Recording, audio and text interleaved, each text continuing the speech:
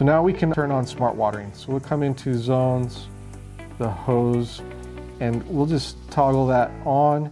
And it's going to warn us because we have this zone as part of a traditional program already. And that's okay, we'll just say enable anyway. If it weren't part of another watering program, you wouldn't see that notification. So now that smart watering is on, we can tap on smart details. This is where we input the landscape variables. The landscape variables are used as part of the smart watering calculations. This is how we know, or the server knows, based on weather, your plant type, soil type, slope, your location. There's evaporation tables that are based on location, sunshade exposure, the sprinkler head type. All of these variables go into smart calculations so that we can give your timer the most accurate watering schedule as possible. So the more detail you provide here, the more accurate your smart watering will be also. There's also smart watering adjustments. So in this screen, you're able to adjust, kind of fine tune the smart watering program for your timer.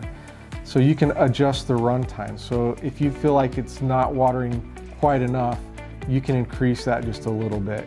If you feel like it's watering too much, you can decrease it. And this adjusts some of the fine tuning, some of the advanced settings. They're still available to you to modify yourself, but this is just a graphical way of adjusting. It's a little bit more user-friendly, so you can adjust those in here. Now, the way it works is each time you come to the screen, you'll be adjusting from your last adjustment. It doesn't reset. So if you've lowered the amount of watering a little bit and you still think it's watering a little too much, you can just lower it a little bit more because it was from your previous. You don't have to do a full compensation, you just do an incremental compensation.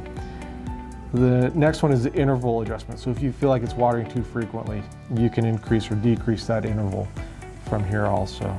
Now, it's important to know that every time you make an adjustment here, it's going to force the server to recalculate your smart program. There can be some delay in that, so you might not see your watering schedule update immediately.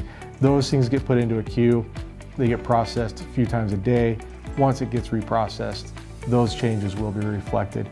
But every time you do that, it's going to reset all of these landscape variables, going to reset your smart watering. So we recommend you do this as little as possible, kind of give the system some time to settle in and normalize, and you'll find that give it a little time, it will kind of adjust itself. For more b-hyve video tutorials, check out our YouTube channel.